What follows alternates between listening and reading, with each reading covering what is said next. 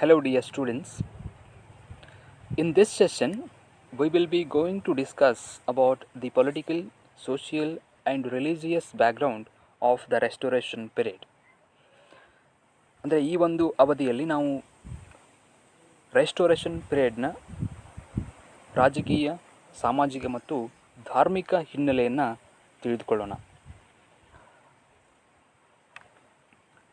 The period from 1660 to 1700 is known as the Restoration period or the Age of Dryden. Dryden was the representative writer of this period. The restoration of King Charles II in the year 1660 marks the beginning of a new era both in the life and literature of England. The king was received with wild joy on his return from exile. The change of government from Commonwealth to kingship corresponded to a change in the mood of the nation. So 1660 ಮತ್ತು 1700ರವರೆಗೆ ಇರ್ತಕ್ಕಂಥ ಒಂದು ಯುಗವನ್ನು ನಾವೇನಂತ ಹೇಳ್ತೀವಿ ಅಂದರೆ restoration period ಅಂತ ಹೇಳ್ತೀವಿ. Restoration ಅಂದರೆ ಪುನಃಸ್ಥಾಪನೆ ಅಂತ ಹೇಳ್ತೀವಿ. ಓಕೆ, ಕನ್ನಡದಲ್ಲಿ. ಇಲ್ಲಿ ರಾಜಕೀಯ ಅಧಿಕಾರ ಮತ್ತು ಪುನಃಸ್ಥಾಪನೆ ಆಗ್ತದೆ. ಅಂದರೆ ಕಾಮನ್ವೆಲ್ತ್ ಗೌರ್ಮೆಂಟ್ ಇದ್ದದ್ದು ರಾಜಪ್ರಭುತ್ವಕ್ಕೆ ಬದಲಾಗ್ತದೆ. ಅದ್ರ ಜೊತೆಗೇ ಕಿಂಗ್ ಚಾರ್ಲ್ಸ್ II ತನ್ನ ಅಧಿಕಾರವನ್ನು ಮರುಸ್ಥಾಪನೆ ಮಾಡ್ಕೊಳ್ತಾನೆ. ಸೊ ಅದಕ್ಕೆ ಇದನ್ನು ನಾವೇನಂತ ಹೇಳ್ತೀವಿ ಅಂದರೆ ರೆಸ್ಟೋರೇಷನ್ ಪೀರಿಯಡ್ ಅಂತ ಹೇಳ್ತೀವಿ. ಅಂದರೆ ಇದ್ರ ಹಿಂದೆ ಇದ್ದಂಥ ಅವಧಿಯಲ್ಲಿ ಏನಿತ್ತು, ಪ್ಯೂರಿಟನ್ ಪೀರಿಯಡ್ ಇತ್ತು. ಪ್ಯೂರಿಟನ್ ಪೀರಿಯಡ್ನಲ್ಲಿ ಅಲ್ಲಿ ಕಾಮನ್ವೆಲ್ತ್ ಗೌರ್ಮೆಂಟ್ ಇರ್ತದೆ, ರಾಜಪ್ರಭುತ್ವ ಇರೋದಿಲ್ಲ, ಕಿಂಗ್ಶಿಪ್ ಇರೋದಿಲ್ಲ. ಹೀಗಾಗಿ ಈ ಪೀರಿಯಡಲ್ಲಿ ಅಂದರೆ 1660ರಲ್ಲಿ ಏನಾಗ್ತದೆ, ಕಿಂಗ್ ಚಾರ್ಲ್ಸ್ II ಮತ್ತೆ ತನ್ನ ಅಧಿಕಾರವನ್ನು ಮರುಸ್ಥಾಪನೆ ಮಾಡ್ತಾನೆ. ಹೀಗಾಗಿ ಆ ಒಂದು ಪೀರಿಯಡನ್ನು ಏನಂತ ಹೇಳ್ತೀವಿ ನಾವು ರೆಸ್ಟೋರೇಷನ್ ಪೀರಿಯಡ್ ಅಂತ ಹೇಳ್ತೀವಿ. ನಿಮಗೆ ಅರ್ಥ ಆಗಿರ್ಬೋದು ರೆಸ್ಟೋರೇಷನ್ ಪೀರಿಯಡ್ ಯಾಕಂತ ಈ ಒಂದು ಯುಗವನ್ನು ಕರಿತೀವಂತ. ಓಕೆ, ರೆಸ್ಟೋರೇಷನ್ ಪೀರಿಯಡ್ ಅನ್ನಲಿಕ್ಕೆ ಇಷ್ಟೇ ಕಾರಣ, ಚಾರ್ಲ್ಸ್ II ತನ್ನ ರಾಜಕೀಯ ಅಧಿಕಾರವನ್ನು ಮತ್ತೆ ಇಂಗ್ಲೆಂಡ್ನಲ್ಲಿ ಮರುಸ್ಥಾಪನೆ ಮಾಡ್ತಾನೆ. ಹೀಗಾಗಿ ಆ ಒಂದು ಪೀರಿಯಡನ್ನು ರೆಸ್ಟೋರೇಷನ್ ಪೀರಿಯಡ್ ಅಂತ ನಾವು ಕರಿತೀವಿ. ಅದ್ರ ಜೊತೆಗೆ ಈ ಒಂದು ಸಾಹಿತ್ಯಿಕ ಯುಗವನ್ನು ಏಜ್ ಆಫ್ ಡ್ರೈಡನ್ ಅಂತ ಕೂಡ ಕರೀತಾರೆ. ಕಾರಣ Dryden was the representative writer of the period. ಅಂದರೆ ಈ ಒಂದು ಸಾಹಿತ್ಯಿಕ ಯುಗದಲ್ಲಿ ಡ್ರೈಡನ್ ಅತ್ಯಂತ ಒಬ್ಬ ಶ್ರೇಷ್ಠ ಬರಹಗಾರನಾಗಿದ್ದ. ಅದ್ರ ಜೊತೆಗೆ ಆ ಒಂದು ಯುಗದ ಅವನು ಪ್ರತಿನಿಧಿ ಅಂತ ಕೂಡ ಹೇಳಿದ್ರು ತಪ್ಪಾಗಲಾರದು. ಹೀಗಾಗಿ ಆ ಒಂದು ರೆಸ್ಟೋರೇಷನ್ ಪೀರಿಯಡನ್ನು ನಾವು ಏನಂತ ಹೇಳ್ತೀವಿ, ಏಜ್ ಆಫ್ ಡ್ರೈಡನ್ ಅಂತ ಕೂಡ ಕರಿತೀವಿ. ದೆನ್ ಈ ಅಂದರೆ ಚಾರ್ಲ್ಸ್ II ಅಧಿಕಾರಕ್ಕೆ ಬಂದ ನಂತರ ಅಲ್ಲಿದ್ದಂತಹ ಜನರ ಜೀವನದಲ್ಲಿ ಒಂದು ಹೊಸ ಯುಗ ಪ್ರಾರಂಭ ಆಗ್ತದೆ. ಅಂದರೆ ಹೊಸದಾದಂತಹ ಒಂದು ನವಚೈತನ್ಯವನ್ನು ಅಲ್ಲಿದ್ದಂತಹ ಜನರು ಪಡೆದುಕೊಳ್ತಾರೆ. ಅವರ ಜೀವನದಲ್ಲಿ ಒಂದು ನವಚೈತನ್ಯ ಪ್ರಾರಂಭ ಆಗ್ತದೆ. ಅದ್ರ ಜೊತೆಗೇ there has been a new beginning in the life of the people and the literature also. ಅಂದರೆ ಅಲ್ಲಿದ್ದಂತಹ ಜನರ ಜೀವನದಲ್ಲಿ, ಅದ್ರ ಜೊತೆಗೇ ಅಲ್ಲಿ ಇದ್ದಂತಹ ಸಾಹಿತ್ಯಿಕ ಜೀವನದಲ್ಲಿ ಕೂಡ ಭಾಳಷ್ಟು ಬದಲಾವಣೆಗಳಾಗ್ತವೆ. ಒಂದು ಹೊಸದಾದಂತಹ ಯುಗ ಪ್ರಾರಂಭ ಆಗ್ತದೆ ಅಂತ ಹೇಳ್ಬೋದು. And then the king was received with wild joy on his return from exile. ಅಂದರೆ ಇದರ ಹಿಂದೆ ಆಗಿ ಹೋದಂಥ ಡಿಕ್ಟೇಟರ್ಶಿಪ್ ಏನಿತ್ತು ಅಥವಾ ಕಾಮನ್ವೆಲ್ತ್ ಗೌರ್ಮೆಂಟ್ ಏನಿತ್ತು, ಅದರಿಂದ ಜನ ಫೆಡಪ್ ಆಗಿದ್ದರು. ಜನರಿಗೆ ಅದರಿಂದ ಬೇಸತ್ತು ಹೋಗಿದ್ದರು. ಹೀಗಾಗಿ ಅವ್ರೇನು ಮಾಡ್ತಾರೆ ಅಂದರೆ ಈ ಕಿಂಗ್ಶಿಪ್ಪನ್ನು ಅಥವಾ ರಾಜನನ್ನು, ಚಾರ್ಲ್ಸ್ II ಭಾಳಷ್ಟು ಅದ್ಧೂರಿಯಾಗಿ ಅತ್ಯಂತ ಖುಷಿಯಿಂದ ಅವನನ್ನು ಮತ್ತೆ ರಿಸೀವ್ ಮಾಡ್ಕೊಳ್ತಾರೆ, ಅವನನ್ನು ಸ್ವೀಕರಿಸ್ಕೊಳ್ತಾರೆ. ಅಂದರೆ ಅವನನ್ನು ಸ್ವಾಗತ ಮಾಡ್ಕೊಳ್ತಾರೆ ಅಂತ ಅರ್ಥ.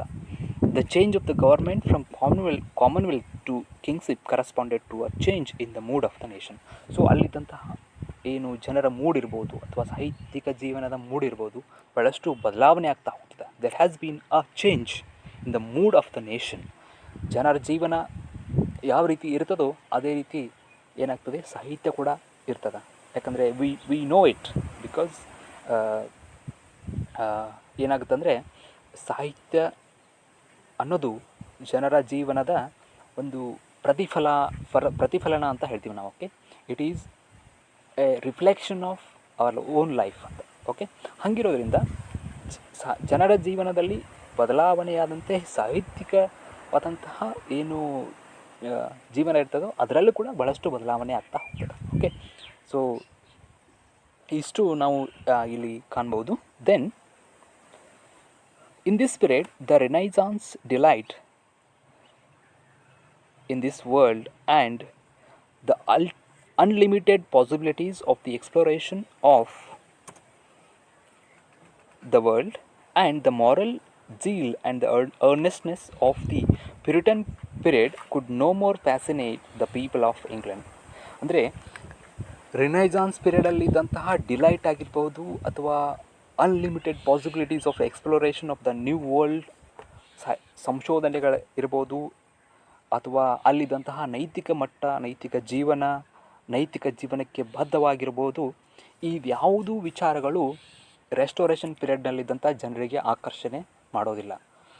ಓಕೆ, ಸೊ ಹೀಗಾಗಿ ಒಂದು ಹೊಸದಾದಂತಹ ಯುಗ ಇಲ್ಲಿಂದ ಪ್ರಾರಂಭ ಆಗ್ತದೆ. ಅಂದರೆ ಹಿಂದೆ ಇದ್ದಂಥ ಎಲ್ಲ ಮೌಲ್ಯಗಳನ್ನು, ಎಲ್ಲ ವಿಚಾರಗಳನ್ನು ಇವರು ತಳ್ಳಿ ಹಾಕ್ತಾರೆ. ಒಂದು ಹೊಸ ಯುಗವನ್ನು ಇಲ್ಲಿಂದ ಪ್ರಾರಂಭ ಆಗ್ತದೆ ಅಂತ ಹೇಳ್ಬೋದು. The historical events like the restoration of Charles II in 1660, the religious controversy, the revolution of 1888, and all these were deeply influenced the social life and the literary movements of the age. So historical events, ಇಲ್ಲಿ ನಾವು 3 important historical ಇವೆಂಟ್ಸನ್ನು ನೋಡ್ತೀವಿ. ಅಂದರೆ ಐತಿಹಾಸಿಕ ಘಟನೆಗಳನ್ನು ನೋಡ್ತೀವಿ ನಾವು. ಅದರಲ್ಲಿ ಪ್ರಮುಖವಾಗಿ restoration of Charles the second, ಅಂದರೆ ಈ ಚಾರ್ಲಸ್ ದಿ ಸೆಕೆಂಡ್ ಮತ್ತೆ ಅಧಿಕಾರಕ್ಕೆ ಬರ್ತಾನೆ 1660ರಲ್ಲಿ. ಅದೊಂದು ಭಾಳಷ್ಟು ಇಂಪಾರ್ಟೆಂಟ್ ಮೈಲ್ ಸ್ಟೋನ್ ಅಂತ ಹೇಳ್ಬೋದು ನಾವು. ಓಕೆ, ಅದೊಂದು ಮೈಲ್ ಸ್ಟೋನ್. ಅದ್ರ ಜೊತೆಗೇ ರಿಲಿಜಿಯಸ್ ಕಾಂಟ್ರವರ್ಸೀಸ್, ಅಂದರೆ ಪ್ರೊಟೆಸ್ಟೆಂಟ್ಸ್ ಅಂತ ಬರ್ತಾರೆ, ಕ್ಯಾಥೋಲಿಕ್ಸ್ ಅಂತ ಬರ್ತಾರೆ. ಹೀಗೆ ಅಲ್ಲಿ ಒಂದಿಷ್ಟು ಕಾಂಟ್ರವರ್ಸೀಸ್, ಒಂದಿಷ್ಟು ವಿವಾದಗಳಿದ್ದು, ಅದು ಕೂಡ ಒಂದು ಇಂಪಾರ್ಟೆಂಟ್ ಮೈಲ್ ಸ್ಟೋನ್ ಆಗ್ತದೆ.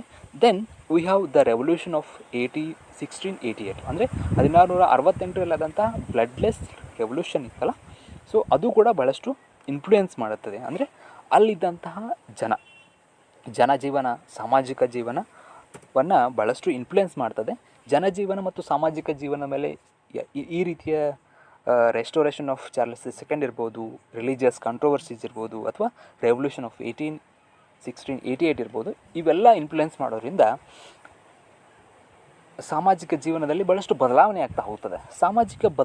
ಜೀವನದಲ್ಲಿ ಬದಲಾವಣೆ ಆದಂತೆ ಸಾಹಿತ್ಯಿಕ ಜೀವನದಲ್ಲಿ ಕೂಡ ಬದಲಾವಣೆ ಆಗ್ತಾ ಹೋಗ್ತದೆ. So indirectly all these 3 important events, historical events influenced the literary movement of the age.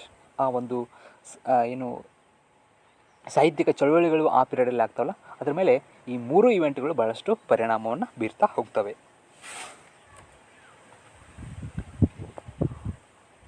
Then restoration ಅಂತ ಹೇಳ್ತೀವಿ. ದ ರಿಸ್ಟೋರೇಷನ್, ಏನೇನೆಲ್ಲ ರಿಸ್ಟೋರ್ ಆಗ್ತದೆ, ಏನೇನೆಲ್ಲ ಪುನಃ ಸ್ಥಾಪನೆ ಆಗ್ತಾ ಹೋಗ್ತದೆ ಅನ್ನೋದನ್ನು ಇಲ್ಲಿ ನೋಡ್ತಾ ಹೋಗೋಣ.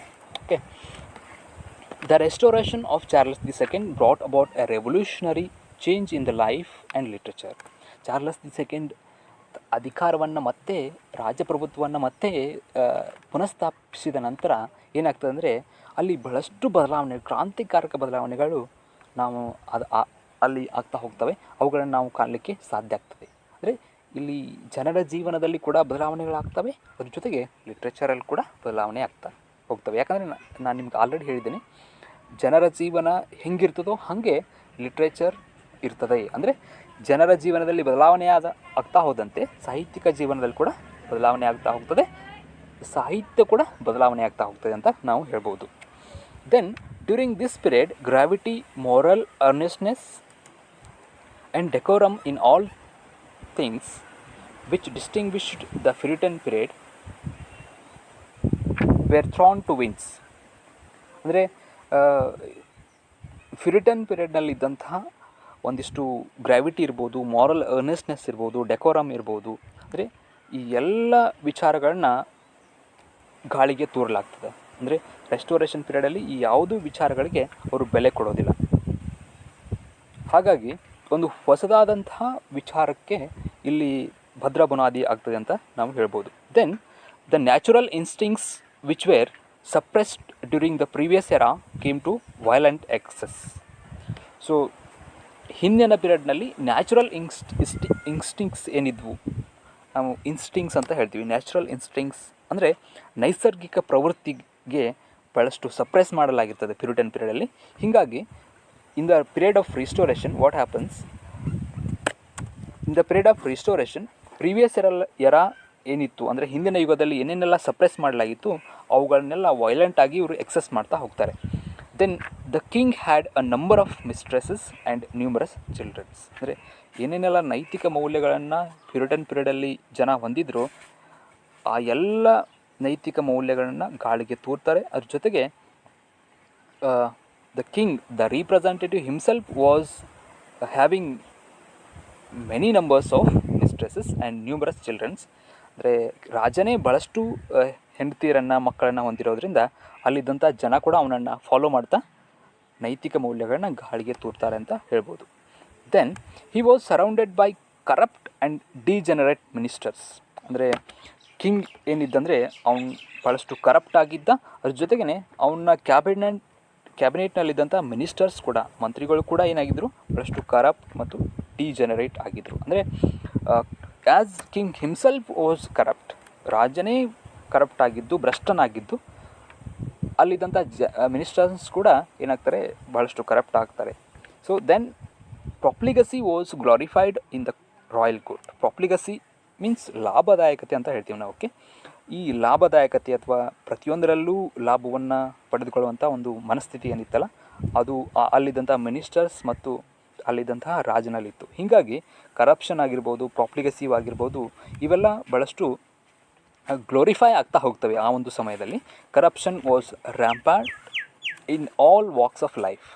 ಅಂದರೆ ಜೀವನದ ಪ್ರತಿಯೊಂದು ಹಂತಗಳಲ್ಲೂ ಕೂಡ ಈ ಕರಪ್ಷನ್ ಅನ್ನೋದು, ಭ್ರಷ್ಟಾಚಾರ ಅನ್ನೋದು ತನ್ನ ಬಾಹುಗಳನ್ನು ಏನಾಗಿತ್ತು ಅಂದರೆ ಹರಡಿತ್ತು ಅಂತ ಹೇಳ್ಬೋದು ನಾವು. ಓಕೆ, ಪ್ರತಿಯೊಂದು ಜೀವನದ ಪ್ರತಿಯೊಂದು ಹಂತದಲ್ಲಿ ಕರಪ್ಷನ್ ನಾವು ಕಾಣಲಿಕ್ಕೆ ಸಾಧ್ಯ ಆಗ್ತದೆ ಈ ಒಂದು ರೆಸ್ಟೋರೇಷನ್ ಪೀರಿಯಡಲ್ಲಿ. Then the great fire of 1665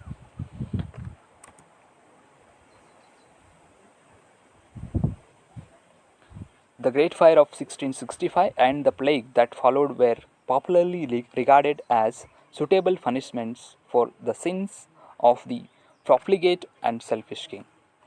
so ಈ ಕಿಂಗ್ ಏನು ಮಾಡ್ತಾಯಿದ್ದ, ಈ ಸ್ವಾರ್ಥಿ ರಾಜ ಏನು ಮಾಡ್ತಿದ್ದಲ್ಲ, ಈ ಎಲ್ಲ ಭ್ರಷ್ಟಾಚಾರ ಇರ್ಬೋದು ಅಥವಾ ಪ್ರಾಪ್ಲಿಗಸಿ ಇರ್ಬೋದು, ನೈತಿಕ ಮೌಲ್ಯಗಳನ್ನು ಗಾಳಿಗೆ ತೂರಿದ್ದರ ಪರಿಣಾಮ ಇರ್ಬೋದು, ಇದೆಲ್ಲದಕ್ಕೂ ಪನಿಷ್ಮೆಂಟ್ ಅಂತ ಮಾಡಿದ ಈ ಎಲ್ಲ ಪಾಪಗಳಿಗೆ ಪನಿಷ್ಮೆಂಟ್ ಏನಂತ ಅಂದರೆ great fire of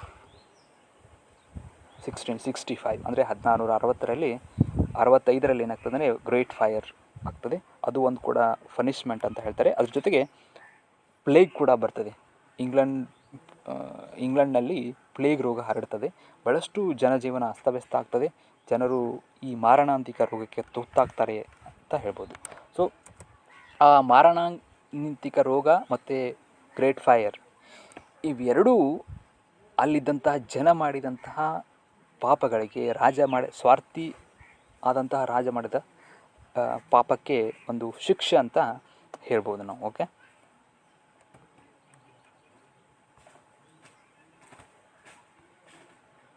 then the atmosphere of gaiety and cheerfulness of licentiousness and moral laxity was restored. ಮತ್ತೇನೇನೆಲ್ಲ ರಿಸ್ಟೋರ್ ಆಯ್ತು ಅಂದರೆ, ಒಂದು ರೀತಿಯ ಚಿಯರ್ಫುಲ್ನೆಸ್ ಇತ್ತು, ಭಾಳಷ್ಟು ಜನ ಖುಷಿಯಿಂದ ಇರ್ತಾಯಿದ್ರು. ಅದ್ರ ಜೊತೆಗೆ ಆಫ್ ಲೈಸೆಂಟೇನಿಯಸ್ನೆಸ್ ಆ್ಯಂಡ್ ಮಾರಲ್ ಲ್ಯಾಕ್ಸಿಟಿ ಅಂದರೆ ಒಂದು ರೀತಿಯ ನೈತಿಕ ವಿಚಾರಗಳನ್ನ ಭಾಳಷ್ಟು ಗಾಳಿಗೆ ತೂರಿತಾರಂತೆ ನಾನು ನಿಮ್ಗೆ ಆವಾಗಲೇ ಹೇಳಿದ್ದೀನಿ.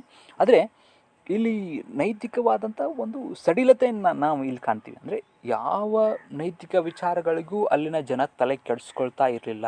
ಲೈಸೆಂಟಿಯಸ್ನೆಸ್ ಅಂದರೆ ಸ್ವೇಚ್ಛಾ ಪ್ರವೃತ್ತಿ, ತಮಗೆ ಹೆಂಗೆ ಬೇಕೋ ಹಂಗೆ ಬದುಕೋದು, ಯಾವುದೇ ಮೌಲ್ಯಗಳನ್ನು ಪಾಲನೆ ಮಾಡದೇ ಇರೋದು, ಈ ರೀತಿಯ ಮನಸ್ಥಿತಿ ಅಲ್ಲಿನ ಜನರಲ್ಲಿ ಬರ್ತದೆ.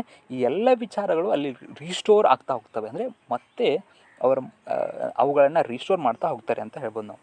The theatres were opened theatres ಅಂದರೆ ಪ್ಯೂರಿಟನ್ ಪೀರಿಯಡಲ್ಲಿ ಇನ್ ದ ಇಯರ್ 1642 ಅಲ್ಲಿ ಥಿಯೇಟರ್ಸನ್ನು ಪ್ಯೂರಿಟನ್ ಗೌರ್ಮೆಂಟ್ ಏನು ಮಾಡಿರ್ತದೆ ಅಂದರೆ ಕ್ಲೋಸ್ ಮಾಡಿರ್ತದೆ. ಆದರೆ ಕಿಂಗ್ ಚಾರ್ಲೆಸ್ ಮತ್ತೆ ಅಧಿಕಾರಕ್ಕೆ ಬಂದ ನಂತರ ಅವುಗಳನ್ನ ಏನು ಮಾಡ್ತಾನೆ, ಓಪನ್ ಮಾಡ್ತಾನೆ. There was a stern reaction against morality of the puritans. Morality was on the way. There was laxity everywhere in life. ಅಂದರೆ ಪ್ಯೂರಿಟನ್ ಪೀರಿಯಡ್ನಲ್ಲಿ ಏನು ನೈತಿಕ ಮೌಲ್ಯಗಳಿಗೆ ಬೆಲೆ ಇತ್ತು, ಆ ಒಂದು ನೈತಿಕ ಮೌಲ್ಯಗಳನ್ನ ಅವ್ರು ಫಾಲೋ ಮಾಡೋ ರೀತಿ ಇತ್ತಲ್ಲ, ಅದೆಲ್ಲವನ್ನು ಇವ್ರು ಏನು ಮಾಡ್ತಾರೆ ಅಂದರೆ ತೆಗೆದು ಹಾಕಿಬಿಡ್ತಾರೆ. ಅದೆಲ್ಲದಕ್ಕೂ ಒಂದು ಫುಲ್ ಸ್ಟಾಪನ್ನು ಇಟ್ಟು ಮೊರಾಲಿಟಿ ಅನ್ನೋ ವಿಚಾರಗಳನ್ನು, ಮೊರಾಲಿಟಿಗೆ ಸಂಬಂಧಿಸಿದ ಎಲ್ಲ ವಿಚಾರಗಳನ್ನ ತಮ್ಮ ಜೀವನದಿಂದ ತೆಗೆದುಹಾಕಿ ಪ್ಯೂರಿಟನ್ಸ್ಗೆ ಒಂದು ರಿಯಾಕ್ಷನ್ ಆಗಿ, ಅಂದರೆ ಪ್ಯೂರಿಟನ್ ಲೈಫ್ಗೆ ಒಂದು ರಿಯಾಕ್ಷನ್ ಆಗಿ ರೆಸ್ಟೋರೇಷನ್ ಲೈಫ್ ನಿಂತ್ಕೊಳ್ತದೆ ಅಂತ ಹೇಳ್ಬೋದು ನಾವು. ಅದ್ರ ಜೊತೆಗೇ ಅಲ್ಲಿದ್ದಂತಹ ಜನರ ಜೀವನದ ಪ್ರತಿಯೊಂದು ಏನು ಹಂತದಲ್ಲೂ ಕೂಡ ನಾವು ಬಹಳಷ್ಟು ಲ್ಯಾಕ್ಸಿಟಿಯನ್ನು ಕಾಣ್ತೀವಿ. ಲ್ಯಾಕ್ಸಿಟಿ ಇನ್ ದ ಸೆನ್ಸ್ ಒಂದು ರೀತಿಯ ಸಡಿಲ ಪ್ರವೃತ್ತಿ ಅಂತ ಹೇಳ್ಬೋದು. ಯಾವುದಕ್ಕೂ ಸ್ಟ್ರಿಕ್ಟ್ನೆಸ್ ಇರೋದಿಲ್ಲ. ಸ್ಟರ್ನ್ ಅಥವಾ ಸ್ಟ್ರಿಕ್ಟ್ ವ್ಯಾಲ್ಯೂಸನ್ನು ಫಾಲೋ ಮಾಡುವಂಥ ವಿಚಾರಗಳು ಅಲ್ಲಿ ಬರೋದೇ ಇಲ್ಲ. ಪ್ರತಿಯೊಂದರಲ್ಲೂ ಒಂದು ರೀತಿಯ ಈಸಿ ಗೋಯಿಂಗ್ ಲೈಫ್ ಅನ್ನು ಲೀಡ್ ಮಾಡ್ತಾ ಇರ್ತಕ್ಕಂಥ ಜನರನ್ನು ನಾವು ರೆಸ್ಟೋರೇಷನ್ ಪೀರಿಯಡಲ್ಲಿ ಕಾಣ್ತೀವಿ. During the restoration period there was a rapid development of science. ಅಂದರೆ ಈ ಒಂದು ರೆಸ್ಟೋರೇಷನ್ ಪೀರಿಯಡಲ್ಲಿ ಸೈನ್ಸ್ ಭಾಳಷ್ಟು ಡೆವಲಪ್ಮೆಂಟ್ ಆಗ್ತಾ ಹೋಗ್ತದೆ. ಅಂದರೆ ಅತ್ಯಂತ ತೀವ್ರಗತಿಯಲ್ಲಿ ಸೈನ್ಸ್ ಡೆವಲಪ್ಮೆಂಟ್ ಆಗ್ತಾ ಹೋಗ್ತದೆ. The establishment of the royal Society was a landmark in the history of England. So science develop ಆಗಲಿಕ್ಕೆ ಒಂದು ಸೊಸೈಟಿಯನ್ನು ಫಾರ್ಮ್ ಮಾಡಿರ್ತಾರೆ, ಅದನ್ನು ಎಸ್ಟಾಬ್ಲಿಷ್ ಮಾಡಿರ್ತಾರೆ. ಅದರ ಹೆಸರೇನೆಂದರೆ the royal society. So it is a landmark in the history of England ಅಂತ ಹೇಳ್ಬೋದು ನಾವು. Okay, then the interest in the science began to grow.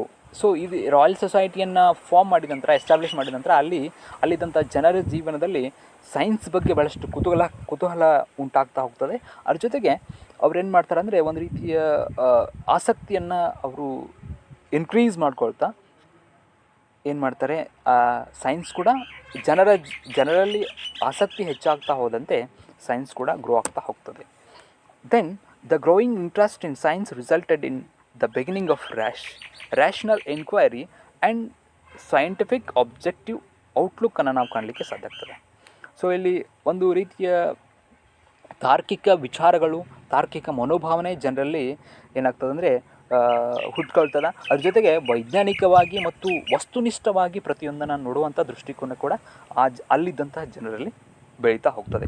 ಒಬ್ಜೆಕ್ಟಿವಿಟಿ, rationality and intellectual quality also enlivened the literature of this period. So ಈ ಪೀರಿಯಡಲ್ಲಿ ಅಂದರೆ scientific advancement ಅಥವಾ development ಆಗ್ತಿರ್ತಕ್ಕಂಥ ಈ ಒಂದು ಯುಗದಲ್ಲಿ ನಾವು ಸಾಹಿತ್ಯದಲ್ಲೂ ಕೂಡ ಈ ಎಲ್ಲ ಒಂದು ವಿಚಾರಗಳನ್ನ ನಾವು ಕಾಣಲಿಕ್ಕೆ ಸಾಧ್ಯ ಆಗ್ತದೆ. ಯಾಕಂದರೆ ಆ ಒಂದು ಪೀರಿಯಡ್ನಲ್ಲಿ ಸೈಂಟಿಫಿಕ್ ಇನ್ವೆನ್ಷನ್ ಆಗ್ತಾಯಿದೆ, ಸೈಂಟಿಫಿಕ್ ಡೆವಲಪ್ಮೆಂಟ್ ಆಗ್ತಾಯಿದೆ ಅಂತಂದರೆ ವೈಜ್ಞಾನಿಕವಾದಂಥ ಮನೋಭಾವನೆ, ಅಲ್ಲಿದ್ದಂತಹ ವಸ್ತುನಿಷ್ಠತೆ, ಅದ್ರ ಜೊತೆಗೆ ತಾರ್ಕಿಕತೆ ಕೂಡ ಅದು ಸಾಹಿತ್ಯದಲ್ಲಿ ರಿಫ್ಲೆಕ್ಟ್ ಆಗ್ತಾ ಹೋಗ್ತದೆ. ಅಂದರೆ ಜನರ ಜೀವನವನ್ನು ಹೊರತುಪಡಿಸಿ ಸಾಹಿತ್ಯ ಇರಲಿಕ್ಕೆ ಸಾಧ್ಯ ಇಲ್ಲ. ಹೀಗಾಗಿ ಅಲ್ಲಿ ಜನರ ಜೀವನದಲ್ಲಿ ರ್ಯಾಷನಾಲಿಟಿ ಇತ್ತು, ಒಬ್ಜೆಕ್ಟಿವಿಟಿ ಇತ್ತು, ಅದ್ರ ಜೊತೆಗೆ ಸೈಂಟಿಫಿಕ್ ಒಂದು ಕ್ವಾಲಿಟಿ ಇತ್ತು. ಸೊ ಈ ಎಲ್ಲ ವಿಚಾರಗಳು ಆ ಒಂದು ಪೀರಿಯಡ್ನ ಸಾಹಿತ್ಯದಲ್ಲಿ ಏನಾಗ್ತವೆ, ರಿಫ್ಲೆಕ್ಟ್ ಆಗ್ತಾ ಹೋಗ್ತವೆ, ಪ್ರತಿಫಲನ ಆಗ್ತಾ ಹೋಗ್ತವೆ ಅಂತ ಹೇಳ್ಬೋದು.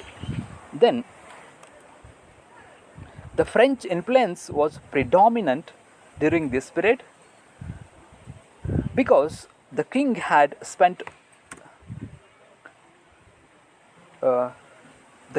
spent the period of his exile in France.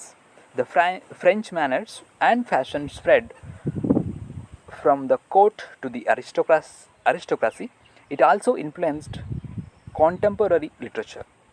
So French influence ಅನ್ನು ನಾವು ನೋಡ್ತೀವಿ, ಫ್ರೆಂಚ್ ಪ್ರಭಾವವನ್ನು ಈ ಒಂದು ಪೀರಿಯಡ್ನಲ್ಲಿ ನೋಡ್ತಾ ಹೋಗ್ತೀವಿ. ಯಾಕಂದರೆ ಫ್ರೆಂಚ್ ಜನಜೀವನ, ಅಲ್ಲಿದ್ದಂತಹ ಜೀವನ ಮೌಲ್ಯಗಳಿರ್ಬೋದು, ಅಥವಾ ಅವರ ರೀತಿ ನೀತಿಗಳಿರ್ಬೋದು, ಉಡುಗೆ ತೊಡುಗೆಗಳಿರ್ಬೋದು, ಲ್ಯಾಂಗ್ವೇಜ್ ಇರ್ಬೋದು, ಇದೆಲ್ಲವೂ ಕೂಡ ಈ ಒಂದು ಸಾಹಿತ್ಯದ ಮೇಲೆ, ಅಂದರೆ ರೆಸ್ಟೋರೇಷನ್ ಲಿಟ್ರೇಚರ್ ಮೇಲೆ ಭಾಳಷ್ಟು ಪ್ರಭಾವವನ್ನು ಬೀರ್ತದೆ. ಕಾರಣ ಇಷ್ಟೇ, ಚಾರ್ಲಸ್ ದಿ ಸೆಕೆಂಡ್ ಇದ್ದಾನಲ್ಲ, ಚಾರ್ಲಸ್ ದಿ ಸೆಕೆಂಡ್ ಅವನ ಗಡೀಪಾರಾದಂತಹ ಅವಧಿ ಏನಿತ್ತಲ್ಲ, ಆ ಅವಧಿ ಎಲ್ಲವನ್ನು ಅವನು ಏನು ಮಾಡ್ತಾನೆ ಅಂದರೆ ಫ್ರಾನ್ಸ್ನಲ್ಲಿ ಕಳೆದಿರ್ತಾನೆ.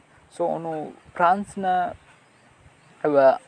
ಆಚಾರ ವಿಚಾರಗಳಿರ್ಬೋದು, ಅಲ್ಲಿದ್ದಂತಹ ಉಡುಗೆ ತೊಡುಗೆಗಳಿರ್ಬೋದು, ಅಥವಾ ಜನ ಜೀವನ ಇರ್ಬೋದು, ಇದೆಲ್ಲದರಿಂದ ಅವನು ಇನ್ಫ್ಲುಯೆನ್ಸ್ ಆಗಿರ್ತಾನೆ. ಸೊ ಹೀಗಾಗಿ ಅವನು ಮರಳಿ ಇಂಗ್ಲೆಂಡ್ಗೆ ಬಂದು ಮರು ಅಧಿಕಾರ ಸ್ಥಾಪನೆಯನ್ನು ಮಾಡಿದ ನಂತರ ಕೂಡ ಅವನು ಅದರಿಂದ ಹೊರಗೆ ಬರಲಿಕ್ಕೆ ಸಾಧ್ಯ ಆಗೋದಿಲ್ಲ. ಯಾಕಂದರೆ he was influenced by the way of life of French are the people of France. So ಅದಕ್ಕೆ ಅವನು ಏನು ಮಾಡ್ತಾನೆ ಅಂದರೆ ಅದನ್ನೇ ಫಾಲೋ ಮಾಡ್ತಿರ್ತಾನೆ. ಹೀಗಾಗಿ ಆ ಫ್ರೆಂಚ್ ಮ್ಯಾನರ್ಸ್ ಇರ್ಬೋದು, ಫ್ಯಾಷನ್ ಇರ್ಬೋದು, ಅದೇನಾಗ್ತಂದರೆ ಈ ರಾಜನ ಮೂಲಕ ಅಲ್ಲಿದ್ದಂಥ ಅರಿಸ್ಟೋಕ್ರಾಸಿಗೂ ಕೂಡ, ಅಲ್ಲಿದ್ದಂಥ ಶ್ರೀಮಂತ ವರ್ಗ ಕೂಡ ಅದೇನಾಗ್ತದೆ ಸ್ಪ್ರೆಡ್ ಆಗ್ತಾ ಹೋಗ್ತದೆ. ಸೊ ಹೀಗಾಗಿ ಅದೇನಾಗ್ತದೆ ಲಿಟ್ರೇಚರಲ್ಲಿ ಕೂಡ ಅದು ರಿಫ್ಲೆಕ್ಟ್ ಆಗ್ತಾ ಹೋಗ್ತದೆ. ಅಂದರೆ majority of the restoration literature is of aristocracy ಅಂದರೆ ಶ್ರೀಮಂತ ವರ್ಗದ ಬಗ್ಗೆನೇ ಜಾಸ್ತಿ ಲಿಟ್ರೇಚರನ್ನು ನಾವು ಕಾಣ್ತೀವಿ. ಅಂದರೆ ರೆಸ್ಟೋರೇಷನ್ ಲಿಟ್ರೇಚರ್ ಅನ್ನೋದು ಭಾಳಷ್ಟು ಅಲ್ಲಿದ್ದಂತಹ ನೋಬಲ್ ಏನು ಒಂದು ಕ್ಲಾಸ್ ಇತ್ತಲ್ಲ, ನೋಬೆಲ್ ಕ್ಲಾಸ್ ಅಥವಾ ಅರಿಸ್ಟೋಕ್ರಾಸಿ ಅಂತ ಏನು ಹೇಳ್ತೀವಲ್ಲ, ಅರಿಸ್ಟೋಕ್ರಾಟಿಕ್ ಕ್ಲಾಸ್, ಆ ಕ್ಲಾಸ್ ಬಗ್ಗೆನೇ ಲಿಟ್ರೇಚರ್ ಪ್ರೊಡ್ಯೂಸ್ ಆಗ್ತಾ ಹೋಗ್ತದೆ. ಹೀಗಾಗಿ ಆ ಒಂದು ಕ್ಲಾಸ್ ಮೇಲೆ ಫ್ರೆಂಚ್ ಇನ್ಫ್ಲುಯೆನ್ಸ್ ಇರೋದ್ರಿಂದ ಆ ಫ್ರೆಂಚ್ ಇನ್ಫ್ಲುಯೆನ್ಸ್ ಸಾಹಿತ್ಯದ ಮೇಲೂ ಕೂಡ ಆಗ್ತಾ ಹೋಗ್ತದೆ.